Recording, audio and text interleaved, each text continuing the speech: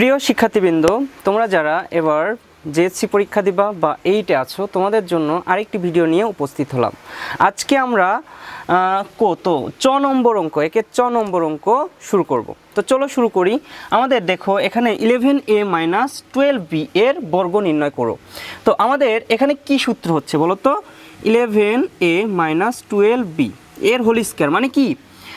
a - b whole স্কয়ারের সূত্র, তাই না? তাহলে আমরা a - b হোল স্কয়ারের সূত্রটা কি জানি বলো তো? a square - 2ab + b square. তো চলো শুরু করি আমাদের অঙ্কটা।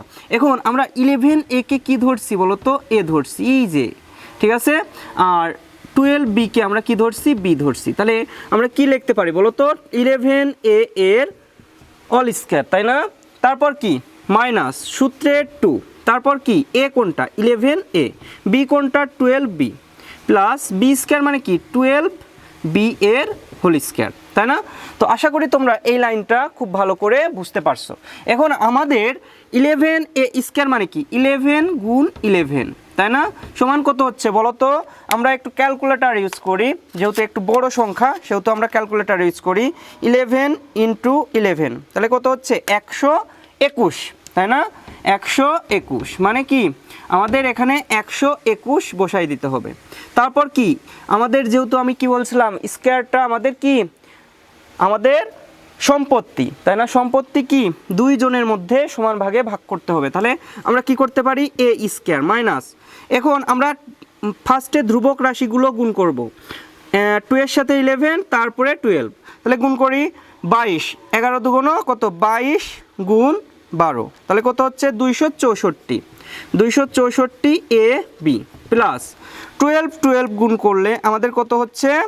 144, তাই না? 12 গুণ 12 মানে 144।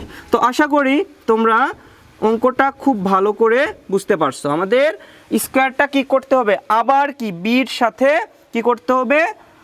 দিয়ে দিতে হবে। তাহলে আমাদের কি হচ্ছে? 144b স্কয়ার হচ্ছে। তো আমাদের এইটাই কিন্তু একের চ নম্বরের উত্তর। তো আশা করি খুব ভালো করে তোমরা একের চ নম্বর বুঝতে পারছো। পরের অঙ্কটা আমাদের কি আছে দেখো তো? একের ছ নম্বরে কি বলছে? 6x² - 5xy²। তাহলে আমরা এ ধরবো কাকে বলো তো?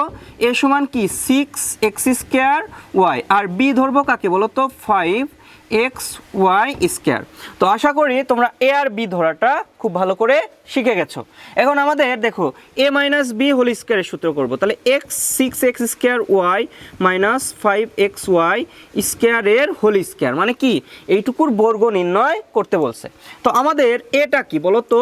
এটা হলো 6x² এর অল স্কয়ার মাইনাস 2, a কোনটা? 6x² ইন্টু বি কোনটা? 5xy² প্লাস 5xy এর হোল স্কয়ার, তাই না? তো আশা করি তোমাদের এই অঙ্কে কোনো এইটুকু লাইনে কোনো সমস্যা নেই যে এখানে একটা স্কয়ার হবে। তো এরপর কি? 6 ছক কত বলো তো? 36, তাই না? আমরা কি করছি? 6 × 6 করছি, তাহলে 36 পেলাম। তাহলে এখানে 36 বসাই দেই। এখন দেখো আমি কি বলছিলাম? পাওয়ারে পাওয়ারে সবসময় কি হয়? গুণ হয়। তাহলে 2 দুগুণ কত? 4, তাহলে x⁴ কত লিখবো? 4, আর y² মাইনাস আমরা কি করব? ধ্রুবক রাশিগুলোকে ফার্স্টে গুণ করে নেব। তাহলে 6 দুগুণ 12, 5 12 কত? 60, তাই না? x, এখন আমাদের কি? আমি কি বলছিলাম যে যখনই ভিত্তি 1 হবে তখন পাওয়ারে পাওয়ারে কি হবে? যোগ হবে। তাহলে এখানে 2 আছে আর এখানে কিছু নেই মানে কি আছে? 1 আছে। তাহলে কি হবে বলো তো? x³ ইন্টু y, তাহলে y কি হবে? একটা 2 আর একটা 1, তাহলে 2 আর 1 কত? 3, তাহলে x³ y³ প্লাস 5 5 25, এখানে কি পাওয়ারে পাওয়ারে গুণ হয়, তাই না? তাহলে 2 অক্ষে 2, x² নাকি? এরপর কি? y⁴, 2 দুগুণ 4। তো আশা করি এই অঙ্কটায় আর কোনো তোমাদের প্রবলেম নেই। একের 6 নম্বর যদি ভালো করে বুঝে থাকো তাহলে অবশ্যই অঙ্কটা ভালো করে প্র্যাকটিস করো। এই টাইপের অঙ্ক কিন্তু তোমাদের পরীক্ষায় চলেও আসতে পারে। প্রিয় শিক্ষার্থী, তোমাদের জন্য আমি আরেকটা অঙ্ক নিয়ে হাজির হলাম। তো দেখো আমাদের একের 6 বর্গের জ নম্বর, ঠিক আছে, এটা হলো বর্গের জ নম্বর অঙ্ক। তো একের বর্গের জতে কি বলছে -x - y এর বর্গ। তো আমরা ফার্স্টে কি করব, একটু অঙ্কটাকে তুলে নেই, -x - y এর অল স্কয়ার করে দেই।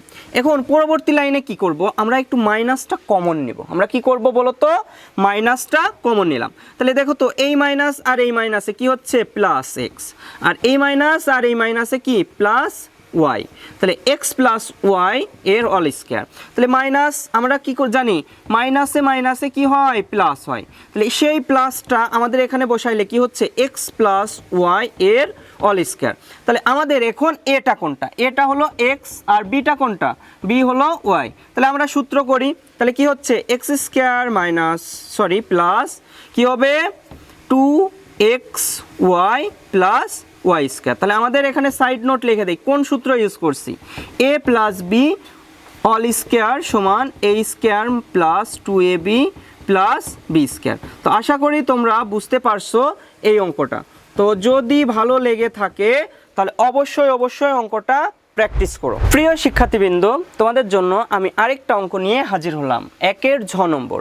তো একের ঝ নম্বর অঙ্কে আমাদের কি বলছে বলো তো, একের ঝ নম্বরে বলছে -xyz - abc এর বর্গ। তো অঙ্কটা আমরা একটু তুলে ফেলি, -xyz - abc। এই অঙ্কটাও কিন্তু আগেকার অঙ্কের মতনই। তো আমরা এখানে কি করব বলো তো, ফার্স্ট কাজ হলো আমরা মাইনাস কমন নেওয়া। তাহলে এই মাইনাস আর এই যে এই মাইনাসে কি হয়ে যাচ্ছে প্লাস হয়ে যায়। তাহলে আমরা কি লিখতে পারি xyz লিখতে পারি, তাই না, xyz। আর এই মাইনাস আর এই মাইনাসে কি হয়ে যাচ্ছে বলো তো প্লাস abc। ওকে, তাহলে বুঝতে পারছো যে কি হইলো। এখন আমরা মাইনাসে মাইনাসে কি জানি প্লাস হয়, তাই না, মাইনাসে মাইনাসে গুণ করলে কি হয় প্লাস হয়। তাহলে আমরা কি লিখবো, এখানে প্লাস করে দিলে আমাদের কি থাকে xyz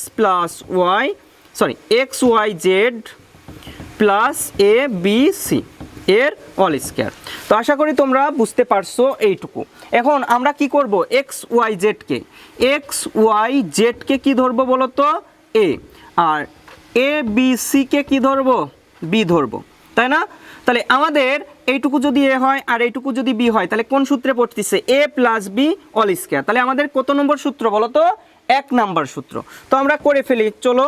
তাহলে xyz এর অল স্কয়ার মানে a স্কয়ার প্লাস 2a কোনটা xyz, b কোনটা abc প্লাস কি হবে আমাদের abc এর অল স্কয়ার। তাহলে আমরা স্কয়ারগুলোকে এখন কি সম্পত্তি কয় ভাই ভাগ করে পাবে, 3 ভাই, তাই না, xyz 3 ভাই আছে, তাহলে 3 ভাইকে ভাগ করে দাও।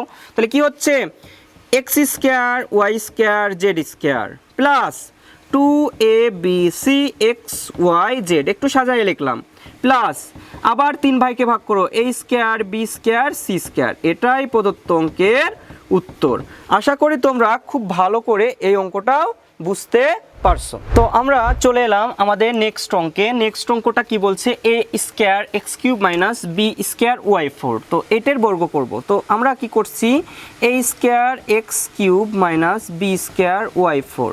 তাহলে এইটার আমরা বর্গ করলে এখানে a পাচ্ছি কি বলো তো, a সমান আমাদের কি a স্কয়ার x³, b কোনটা বলো তো b স্কয়ার y4। তাহলে b আমরা a আর b ধরে নিলাম। তো এরপর কি বলছে, এইটুকুকে কি করতে হবে স্কয়ার, a স্কয়ার মানে কি a - b হোল স্কয়ারের সূত্র, মানে আমাদের 2 নাম্বার সূত্র কিন্তু পড়ে গেছে। তো আমরা 2 নম্বর সূত্রে একটু চলে যাই। দেখো a স্কয়ার x³ এর অল স্কয়ার মাইনাস 2 সূত্রে 2, a কোনটা a স্কয়ার x³, b কোনটা b স্কয়ার y4, তারপর কি প্লাস b স্কয়ার মানে কি b square y4 to the power এর হোল স্কয়ার, তাই না। তো এখন আমরা কি করব, আমাদের যে সম্পত্তি 2 ভাইয়ের মধ্যে ভাগ করে দিব। আমি কি বলছিলাম যে পাওয়ারে পরে সব সময় কি হয় বলো তো গুণ হয়, তাই না। তাহলে 2 দুগুণ কত 4, তাহলে a টু দি পাওয়ার কত 4, 3 দুগুণ 6 x two the power 6 minus 2 আমাদের a square b square x³ y4 করে দিলাম একবারে, ঠিক আছে, প্লাস এরপর কি 2 দুগুণ 4, তাহলে b টু দি পাওয়ার 4 আর 4 দুগুণ 8, তাহলে y⁸ 8। আশা করি তোমরা এই অঙ্কটা খুব ভালো করে বুঝছো। স্যারদের কিন্তু এই টাইপের অঙ্ক খুবই পছন্দের। তো তোমরা যখন এই টাইপের অঙ্ক প্র্যাকটিস করবা, ভালো করে প্র্যাকটিস করো, এইগুলো কিন্তু তোমাদের পরীক্ষায় চলে আসবে। প্রিয় শিক্ষার্থী, তোমাদের জন্য আরেকটি নতুন অঙ্ক নিয়ে চলে আসলাম। 108-এর বর্গ নির্ণয় করো। এখন তোমরা একটা প্রবলেমে পড়ে গেছো, তাই না? যে এখানে স্যার এ আর বি কোনটা, তাই না? তো আমরা এ বি খুঁজে পাচ্ছি না। যদি এরকম করি, দেখো তো, এরকম করে নেই। 108 আমরা ফার্স্টে এর বর্গ লিখলাম, যদি 100 + 8 করি, তাহলে দেখো তো এখানে আমাদের 108 হচ্ছে কিনা। আর আমরা কি এ বি পেয়েছি বলো তো? 100 + 8 করলে কত হয়? 108 হয়, তাই না? তো দেখো আমরা কিন্তু একটু ব্রেন একটু খাটায়েই কিন্তু 108 পেয়ে গেলাম। তো এখানে এ বিও পেলাম। সো আমরা এটাকে কি ধরছি? এটাকে হলো 100কে ধরছি এ, আর বিটাকে কি ধরছি? 8কে বি ধরছি, তাই না? তো এখন আমরা কি করব? a + b হোল স্কয়ারের সূত্র এখানে দিয়ে দেব। তো আমরা 100 এর হোল স্কয়ার করলাম প্লাস সূত্রের কি 2, এ কোনটা? 100, বি কোনটা? 8, প্লাস বি স্কয়ার মানে কি 8 এর হোল স্কয়ার। তাহলে আমরা এখানে যদি 100 × 100, ক্যালকুলেটরটা নাও, 100 × 100 করি, তাহলে কত হয়? 10,000 হয়। তাহলে আমরা একটু 10,000 বসাই দেই। ঠিক আছে, 10,000 বসাইতে হবে। প্লাস 200-200-র সাথে 8 গুণ করব, তাই না? 200 × 8, তাই না? 1600, তাই না? 1600 প্লাস 28টা 64। তাহলে এইগুলো মোটগুলো এখন যোগ করে দেই। 64 যোগ আমাদের কি 1600 যোগ, ঠিক আছে, 10,000, তাই না? 10,000, তাহলে কত হচ্ছে? 11,664, তাই না? 11,664, এটাই কিন্তু আমাদের প্রদত্ত অঙ্কের অ্যান্সার। তো যদি অঙ্কগুলো ভালো লেগে থাকে তাহলে কি করতে হবে বলো তো? চ্যানেলটাকে সাবস্ক্রাইব করতে হবে এবং শেয়ার করতে হবে। কেন বলো তো? তোমাদের বন্ধুদের জানানোর জন্য। তো আজ এ পর্যন্তই।